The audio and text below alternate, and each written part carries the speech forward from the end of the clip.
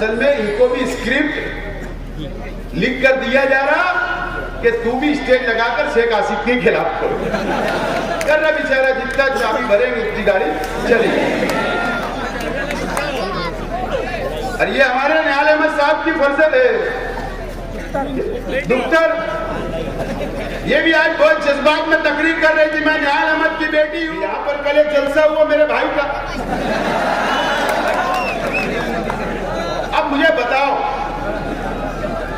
मुझे आप लोग बता दो, मैं 5 साल एमएलए था क्या? मेरे भाई ने उसके स्टेज के ऊपर अरे शर्ट उतार के नाचा।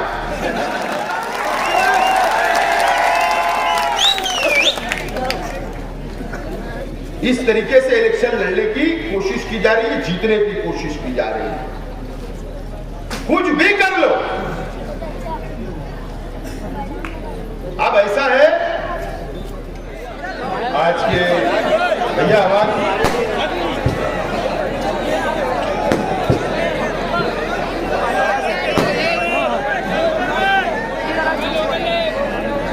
आज के इलेक्शनी जलसे आम के सदर मोहतरम, मेरे अपने सरपरस्त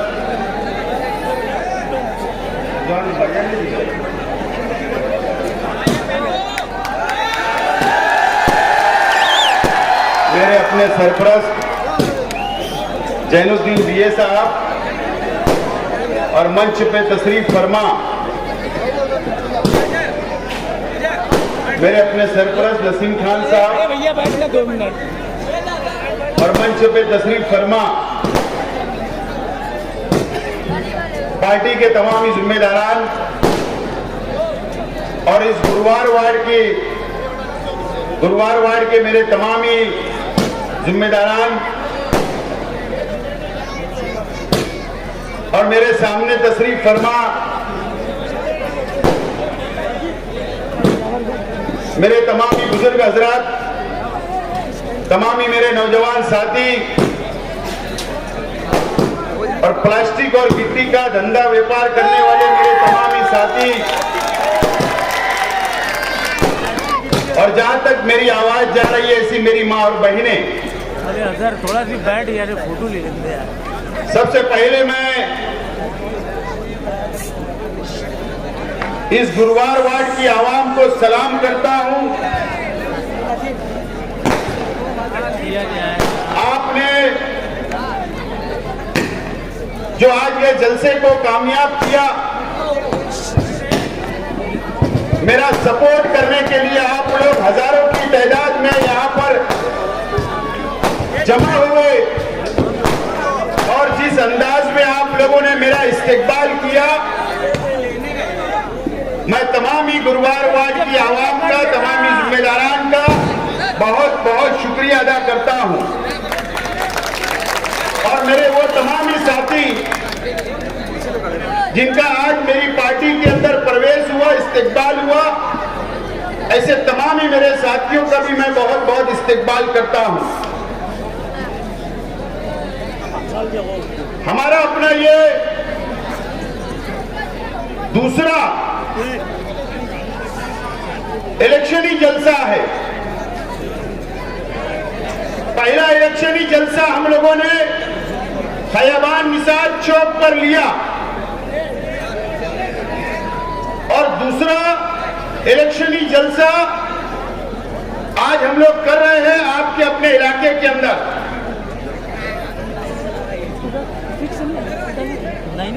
मालेगांव शहर की आवाम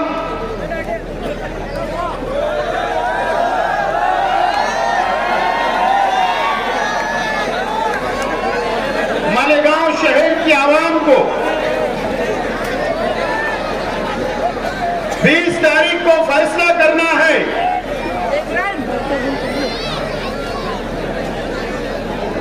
कि आइंदा 5 साल के लिए इस शहर का एमएलए कौन होगा। भाई जरा आपस में अगर आप बात करेंगे तो थोड़ा साइलेंस हो जाए। चाचा आप उठना मत अभी बीच में से। आप मालेगांव शहर की आवाम को फैसला फैसला करना है 20 तारीख को कि शहर का आइंदा 5 साल के लिए एमएलए कौन होगा, शहर का नुमाइंदा कौन होगा। इस बात का फैसला मालेगांव शहर की आवाम को करना है।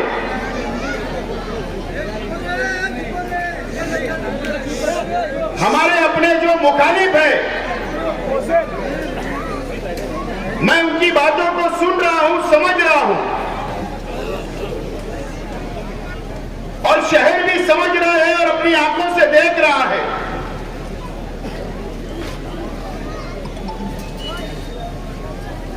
और वो ये चाहते हैं कि मैं भी उनकी तरह जबान इस्तेमाल करूं, मैं भी रास्ते से भटक कर तकरीर करूं। ये अपनी उन लोगों की ये दिली ख्वाहिश है। मुफ्ती इस्माइल साहब ने तो झूठ की दुकान खोलकर रखी है।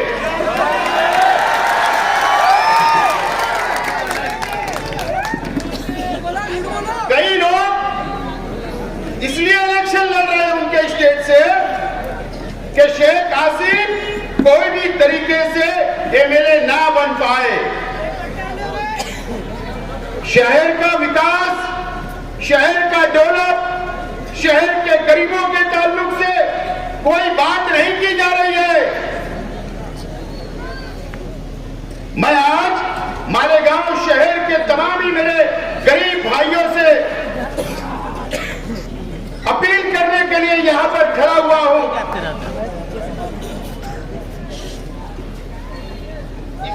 कि आप लोगों के लिए इलेक्शन बहुत अहमियत का है।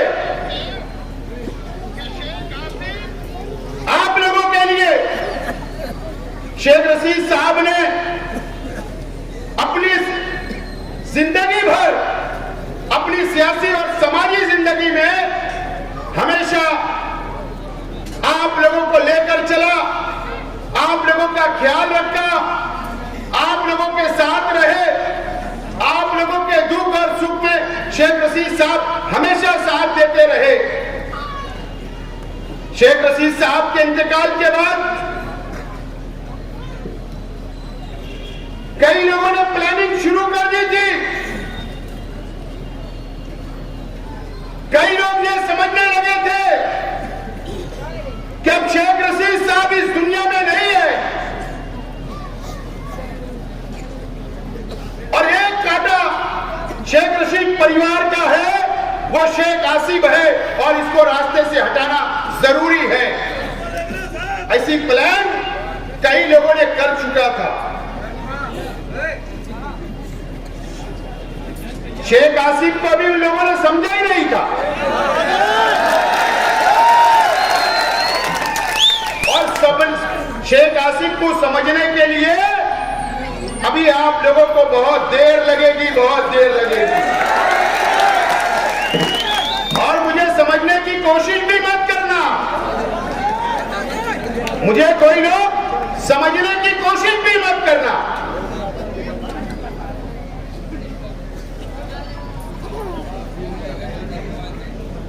और जो लोग मुझे समझते हैं वो लोगों को पता है कि शेख आसिफ क्या चीज है।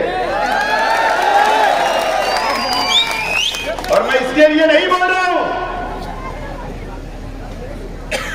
मालेगांव शहर की हजारों लाखों गरीब आवाम की दुआएं मेरे अपने खानदान के साथ है, मेरे अपने परिवार के साथ है और मेरे साथ है।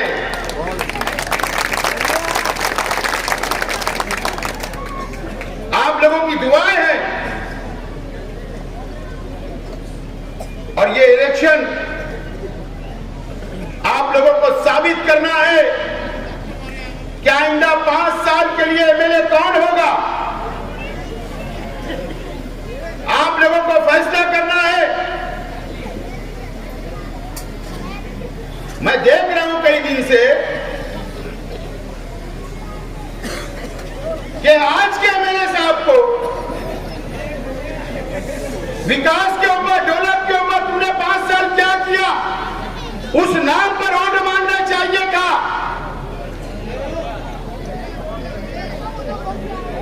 लेकिन आज के एमएलए साहब ने पहले क्या कहा? दर्स कुरान के अंदर आप लोगों को शायद पता नहीं होगा,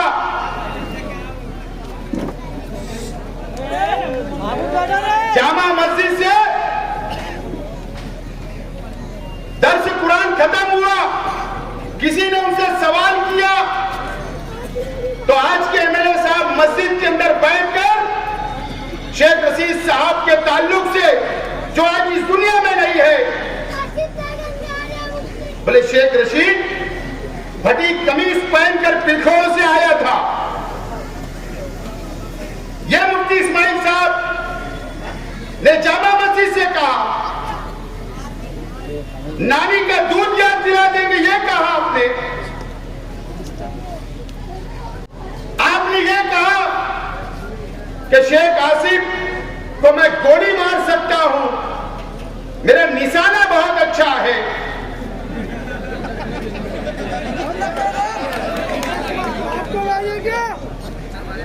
आपने मुझको यतीम कहा। मैंने इसका जवाब दिया था कि हाँ मैं यतीम हूं, हाँ मेरे वालिद नहीं है दुनिया में, हाँ मेरी वालिदा नहीं है दुनिया में। आप एक कुर्सी के लिए, एक एमएलए की चेयर हासिल करने के लिए, जो वालिद मेरे इंतकाल कर गए, आप उनके ताल्लुक से इस तरीके की बात जामा मस्जिद में करते हो। मैं आज आप लोगों से सवाल करना चाहता हूं, मैं बहुत छोटा इंसान हूं, मुझे बहुत ज्यादा नहीं समझता, लेकिन आज भी मेरे ज़हन में बात घूमती है कि इंसाफ कब मिलेगा मेरे परिवार को, कब इंसाफ मिलेगा। जामा मस्जिद के मिंबर से, जामा मस्जिद के अंदर बैठकर मेरे वालिद के ताल्लुक से ऐसी बातें की गई।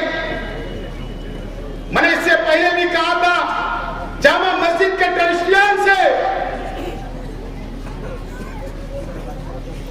मैंने उनको फोन करके कहा, सिया हकीम साहब से आज नाम बोल रहा हूं, वो ट्रस्ट है जामा मस्जिद के, मैंने कहा कि मेरे परिवार के ताल्लुक से, मेरे वालिद के ताल्लुक से बोला गया। क्या आपने कार्रवाई की?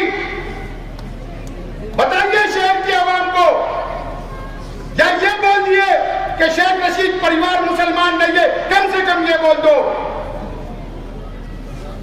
आज तक इसके ऊपर जवाब नहीं आया। एक आदमी को पूरी छूट दी जाएगी किसी की भी जातियत पर बोलने के लिए, या ये बोल दो कि हम मुफ्ती इस्माइल साहब को हम कभी कुछ नहीं बोलेंगे, उनको इजाजत है। कब हमको इंसाफ मिलेगा? एक कुर्सी के लिए आप एक आदमी की सपोर्ट करते हो, एक एमएलए की चेयर के लिए। इस तरीके की हरकत ये शहर के अंदर बंद होना चाहिए। मैं आज भी सवाल करता हूं जामा मस्जिद के ट्रस्टियान से कि कब हमको इंसाफ मिलेगा, कब जवाब मिलेगा। यह शहर इस बात का इंतजार करेगा, आपको इंतजार करना पड़ेगा, और मैं उम्मीद करूंगा कि इलेक्शन तक हमको जवाब मिलेगा इस शहर की आवाम को। मैं उम्मीद करूंगा कि जवाब मिलेगा। एक कुर्सी के लिए आप मस्जिद का सहारा लो, एक मस्जिद के लिए आप जमीयतुल उलमा का सहारा लो। क्या हुआ फतेह मैदान पर? क्या हुआ फतेह मैदान पर? जमीयतुल उलमा का जलसा था, ठीक है, आपको अपना हक, अपनी बात रखने का, मुझे कुछ नहीं बोलना है, लेकिन वहां पर मालिक बकरा साहब ने, मैं उनकी बहुत इज्जत करता हूं और करूंगा, बुजुर्ग है। जमीयतुल उलमा पूरे हिंदुस्तान की एक दीनी तंजीम है, हमको उनके ऊपर पूरा भरोसा है, विश्वास है। जमीयतुल उलमा के मेंबर हर इंसान बनता है, मुसलमान बनता है, हर इंसान उनकी मदद करता है। जब तुम रिलीफ लेके जाते हो उस जमीयतुल उलमा के स्टेट से मालिक सेठ बकरा ने क्या कहा कि शेख आसिफ के खिलाफ इतनी ओढ़ दो कि शेख आसिफ बह जाए। 1 लाख बोले जमीयतुल उलमा के मेंबर है, सब लोग वोट उसके खिलाफ दो। जमीयतुल उलमा, पहले आप मालेगांव शहर के जमीयत के जिम्मेदारान से भी मेरी रिक्वेस्ट है, गुजारिश है कि आप ये बोल दो कि ये प्राइवेट कंपनी है हमारी चार पांच में।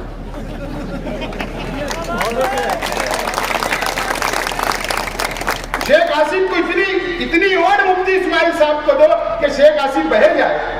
अरे तुम मजहब का सहारा ले रहे हो, दीनी तंजीम का सहारा ले रहे हो, मस्जिद का सहारा ले रहे हो। जुमा के दिन यहां जलसा था, पता है आपको इस इलाके के अंदर एक मस्जिद के अंदर नाम नहीं लेता, जाने दो। शहर के एमएलए साहब के फर्जंदों ने बयान किया, बयान देखो जलसा यहां और मस्जिद भी यहीं। मस्जिद में बयान हो रहा है अच्छाई और बुराई का। अच्छी बात है, मेरा तो चैलेंज है। खैबान निसार चौक पर मैंने चैलेंज किया कि ठीक है अच्छाई और बुराई पे इलेक्शन लड़ना है तो मैं चैलेंज कबूल करता हूं। आप सिर्फ स्टेट से ऐलान कर दो कि हाँ शेख आसिफ तेरा चैलेंज कबूल है, बोल दो। आज तक जवाब नहीं यार। मैं मालेगांव शहर के मुसलमानों से, मालेगांव शहर के दीनी तंजीमों से, मालेगांव शहर के मुसलमानों से मेरा सवाल है, अच्छाई और बुराई का इलेक्शन की अगर बात करते हो ना, आज के एमएलए साहब जिस वक्त तुमने तीसरा महाज बनाया था उस वक्त 27 कारपोरेटर चुनकर आए थे, तो आपने डिप्टी मेयर किसको बनाया था ये शहर के आवाम को बता दो। किसको बनाया था पता है? स्टेज लगता था मुफ्ती इस्माइल साहब का तीसरे मास का, दुआएं होती थी, अच्छी बात है दुआ होना चाहिए, लेकिन जब आप लोगों ने वोट दे दिया 27 सीट चुनकर आ गई, तो उन्होंने डिप्टी मेयर किसको बनाया था पता है? राधिका बियर बार के माला, रामराज के बियर बार के माला नरेंद्र सोनोने को उन्होंने डिप्टी मेयर बनाया था, डिप्टी मेयर। क्यों? मुफ्ती इस्माइल साहब आपको कोई साफ सुथरा इंसान मुसलमान नजर नहीं आया? क्यों मुफ्ती इस्माइल साहब आपको कोई पढ़ा लिखा टीचर नजर नहीं आया? आपको कोई बुनकर नजर नहीं आया? आपने एक शराब बेचने वाले को डिप्टी मेयर बनाया और इन मुसलमानों की वोटों से बनाया था। तुम अच्छाई और बुराई की बात करोगे? आपने कॉर्पोरेशन में कॉर्पोरेशन की कारपोरेटरशिप किसको दी थी? यही मुसलमानों ने वोट दिया था आपको। आपने उसी वक्त ज्योति दीपक भोसले जो पंचशील बियर बार का मालक है, पंचशील बियर बार जो छावनी पुलिस स्टेशन के सामने है, आपने शराब बेचने वाले की बीवी को मुसलमानों की वोट से आपने कॉर्पोरेशन का मेंबर बनाया। ये कोई बुनकर नजर नहीं आया, कोई आलिम हाफिज नजर नहीं आया, कोई आपके दीनी तंजीम का जिम्मेदार नजर नहीं आया।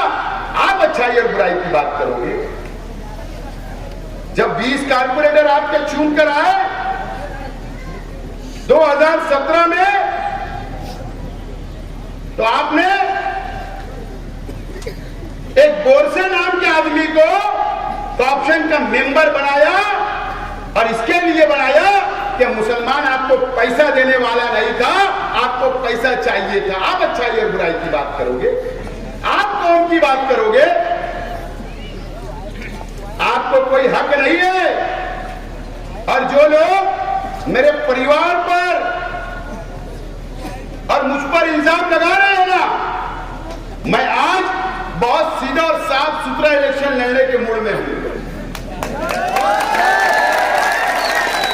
तो कसम खुदा की बोलता हूं दोस्तों, शेख आसिफ कभी झूठ नहीं बोलता।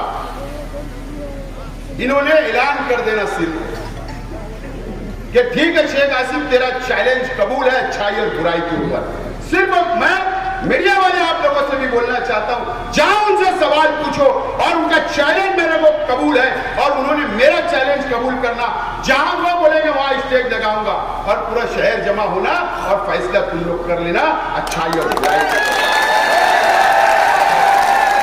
तैयार हूं मैं, तैयार। कई लोगों तो मुंह भी नहीं बता पाएंगे शहर के आवाम। इतनी सेक्सी सेक्सी बातें करते हो ना, सब है मटेरियल।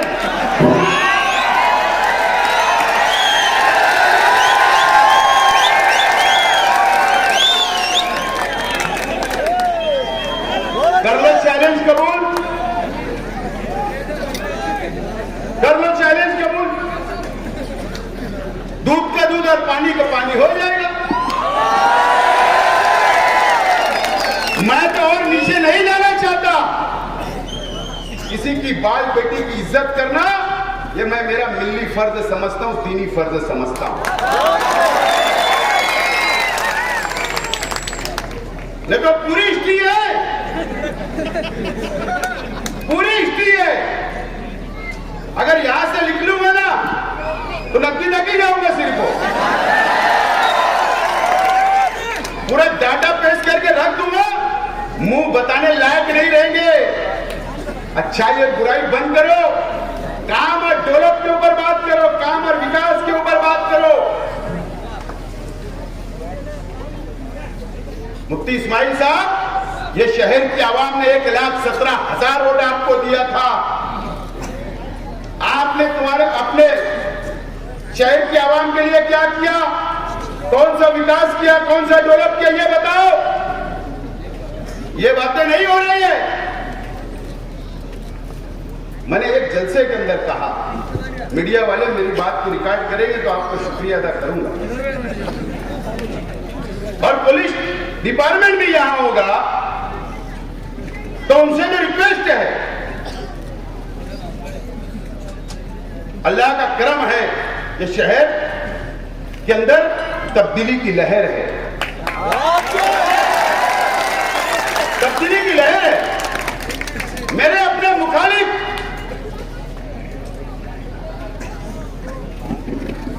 कुछ ना कुछ पाखंड कर सकते हैं।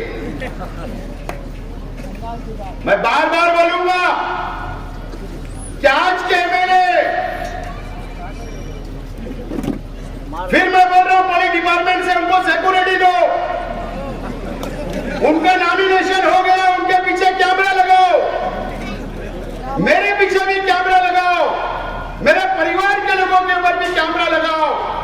ये ऐसी हरकत कर सकते हैं कि शेख आसिफ के लोगों ने, शेख आसिफ के वर्करों ने मेरा पैजामा खींचा, मेरा कुर्ता खींचा, मुझे कालिक मारा, मुझे गोबर मारा, मेरे ऊपर हाथ उठाया, मेरी बदतमीजी की। इस तरीके का पाखंड कर सकते हैं और मीडिया वालों को बुलाकर झूठी कंप्लेंट दी जा सकती है और मेरा इलेक्शन खराब करने की कोशिश की जा सकती है और आपस में लड़ाने का काम इस शहर के अंदर किया जा सकता है आवाम को। इसलिए मैं पुलिस डिपार्टमेंट से गुजारिश करता हूं, अपील करता हूं, इलेक्शन ऑफिसर से अपील करता हूं कि वो उम्मीदवार है मेरे मोतबर, उनको भी कैमरा दो, मुझे भी कैमरा दो। लेकिन ये झूठा और ये पाखंड करने वाले हैं, ये नॉन मालेगांव शहर की आवाम भी करे। मुझे आज उनके खास आदमी ने कहा आके बेचारे, मैं उसको शुक्रिया अदा करता हूं कि ऐसी प्लानिंग हो रही है।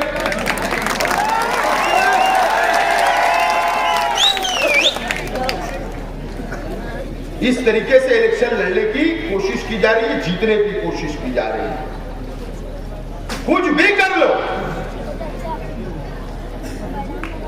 अब ऐसा है कि यहां पर कल एक जलसा हुआ मेरे भाई का। अब मुझे बताओ, मुझे आप लोग बता दो, मैं 5 साल में था क्या? मेरे भाई ने उसके स्टेज के ऊपर अरे शर्ट उतार के नाचा।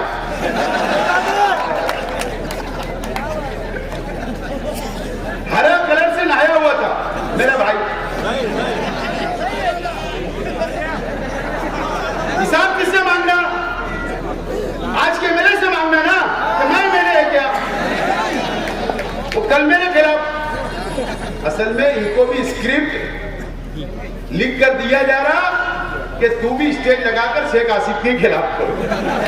कर रहा बेचारा, जितना चाबी भरेंगे उतनी गाड़ी चलेगी। और ये हमारे न्यायालय अहमद साहब की फर्जत है। डॉक्टर ये भी आज बहुत जज्बात में तकरीर कर रही थी, मैं न्यायालय अहमद की बेटी हूं, मैं मौलवी मोहम्मद उस्मान की पोती हूं।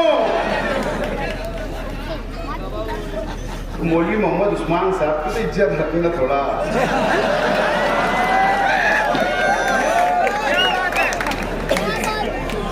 नाम मौलाना का तो थोड़ा उनका भी याद रखना होगा, ज्यादा बोलता है।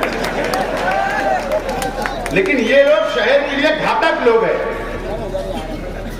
ये दोनों मियां बीवी की जोड़ी है ना, ये शहर के लिए घातक है। ये कहीं भी चोरी कर लेते। इन लोगों को रोकना जरूरी है। इनको रोको। इनको अगर नहीं रोकेंगे तो जैसे मुफ्ती इस्माइल साहब ने 5 साल ये शहर को बर्बाद किया, ये लोग भी ये शहर को बर्बाद कर देंगे। ये सब बर्बाद करने के लिए अपने जाति मुफाद के लिए आए। और अल्लाह का करम है कि शेख रशीद साहब थे, उनकी जिंदगी आप लोगों के सामने थी कि शेख रशीद साहब दयावान इंसान थे। गरीबों के लिए लड़ना, गरीबों के लिए मरना, और वो गरीबों से मिलते मिलते दुनिया से चले गए, हमको सिखा कर गए। और हमारी भी तैयारी है इसके लिए। असेंबली के इलेक्शन के अंदर मैं भी उम्मीदवारी कर रहा हूं। अपना जलसा कहां होगा मालूम है? मीडिया वालों से बोल रहा हूं। अपना जलसा होने वाला अंसार रोड इस्लामपुरे पे जुमा के दिन। ये जहां स्टेज लगाएंगे वहीं मेरा स्टेज लगने वाला। तुम्हारा पीछा छोड़ने वाला नहीं हो। 180 करोड़ रुपए का तुमने कहां सौदा किया? मैं 1 करोड़ 80 नहीं बोल रहा है, ध्यान रखो। 180 करोड़ रुपए का तुमने कहां सौदा किया? वहां मैं इनकी पोल खोलने वाला। आज के मेरे साथ मैं चाहता हूं कि शहर के बुनकर भाई भी वहां पर आए मेरे जलसे सुनने। और शहर के बुनकर भाइयों से भी अपील करता हूं कि आप लोग आइए। मैं आपके लिए एक स्कीम का ऐलान करने वाला हूं, आइए आप। लेकिन बड़ी पोल खोलने वाला। मैं भी बहुत हैरान था जब मुझे मालूम पड़ा 180 करोड़। हैरान था। तो वो भी पोल वहां पर खोलूंगा। लेकिन दोस्तों, मैं आज आप लोगों से अपील करता हूं, ये जो हरा कलर है ना, यह मेरा जो झंडा हरा कलर का है ना, ये मेरी पार्टी का पूरा नाम आपको पता है, उसका शॉर्ट नाम क्या था वो भी आपको पता है। ठीक है, उन्होंने बोला तो मैं उनका एहतराम। लेकिन अगर आप लोगों ने मुझे असेंबली के अंदर भेजा, नौजवानों ने, इस शहर की आवाम ने, तो आज आपसे यकीन दिलाता हूं, आप लोगों को ऐलान करता हूं इस बात का कि ये हरा झंडा असेंबली के अंदर लेकर जाऊंगा मैं। हरा झंडा लेकर जाऊंगा। और ये लड़ाई मेरी इनसे नहीं है, ये लड़ाई बहुत बड़ी है।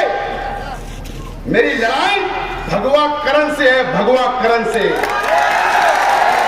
मेरी लड़ाई ये भगवावादी लोगों से है। और इसके लिए मैंने ये हरा लिया हो। जरूरत पड़ेगी, इसके लिए भगवा करण लोगों के खिलाफ में मैं मैदान के अंदर उतरा हूं। और बहुत करना है। वक्फ बोर्ड का बिल आया, वो किसके लिए आया? आप लोगों को पता है कि मरकजी हुकूमत ने वक्फ बोर्ड का कानून लाई। वक्फ बोर्ड मतलब ये मदरसा है, ये जमीन भी वक्फ बोर्ड की है। अगर कोई भी मस्जिद में हम नमाज पढ़ते, वो भी वक्फ बोर्ड की है। कब्रिस्तान में जहां हमारा आखिरी मुकाम है, जहां हमको दफनाया जाता, वो भी वक्फ बोर्ड की जमीन है। जहां पर दरगाह है, वो भी वक्फ बोर्ड की जमीन है। जहां पर खानका है, वो भी वक्फ बोर्ड की जमीन है।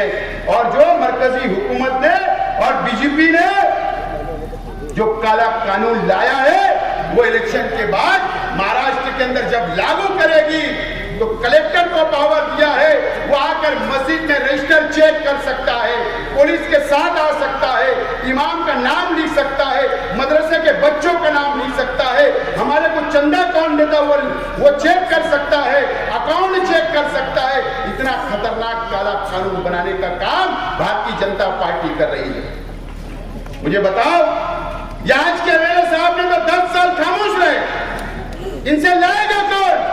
ये मस्जिद और मीनारों के शहर को बचाएगा कौन? मैं तैयार हूं। अगर आप तैयार होगे तो मैं यकीन से आपको बोलता हूं कि हमारे शहर मस्जिद और मीनारों का शहर है, खानकाहों का शहर है, कब्रिस्तानों का शहर है, ये मुसलमानों की बस्ती है। और ये काला कानून का मुकाबला आपका भाई असेंबली के अंदर करने के लिए तैयार है। आप मेरे को साथ देंगे। ये हैदराबाद के लोग नहीं आएंगे, याद रखना।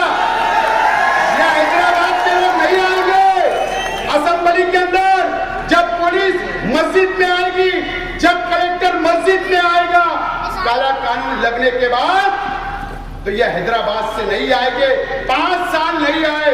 जब मस्जिद के अंदर कोई आएगा तो ये शेख आसिफ खड़ा रहेगा, आपके साथ खड़ा रहेगा। तो नौजवान, जज्बात में आने की जरूरत नहीं है, इस माहौल को बनाने की जरूरत है। और आज मैं दोबारा इस बात का भी ऐलान करता हूं कि मेरे पास कोई मसलक नहीं, मेरे पास कोई बिरादरीवाद नहीं, कोई मसलकवाद नहीं, कोई गरीब नहीं, कोई अमीर नहीं। मैं पूरे शहर को लेकर चलना चाहता हूं। सिर्फ मेरे सामने मुसलमान, मेरा अपना शहर, ये मस्जिद मीनारों का शहर, मैं सबको लेकर चलना चाहता हूं। मैं तो चाहता हूं कि आप मुझे बुलाइए, आपका काम होगा। अगर आप मुझे दूर से समझ रहे होंगे तो आप मुझे फोन करके बुलाइए, मैं आपके मकान के अंदर बैठकर आपसे बात करने के लिए तैयार हूं। मुझे समझ तो लीजिए, मुझे समझ तो लीजिए। मुझसे नफरत करने से कुछ नहीं मिलेगा, मुझसे मोहब्बत करो। मैं ये शहर को लेकर चल सकता हूं। मैं वादा करता हूं शहर की आवाम से और गुरुवार वार्ड की आवाम से और यहाँ के रहने वालों से, ये इलेक्शन पर नजर बना के रखो।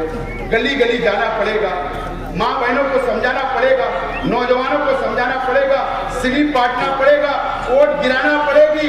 जब जाकर हम लोग इलेक्शन जीत सकते हैं और ये शहर को बचा सकते हैं। तो मैं आप लोगों से अपील करता हूं कि 20 तारीख को मुझे सिंबल 2-3 रोज में मिलेगा। मेरा सिंबल जो भी होगा उस पर बटन दबाकर मुझे भारी अक्सरियत से कामयाब करें, अपील करता हूं और ऐलान करता हूं कि अंसार रोड इस्लामपुरे में जुमा के दिन जलसा होगा। बहुत बहुत शुक्रिया। खुदा हाफिज।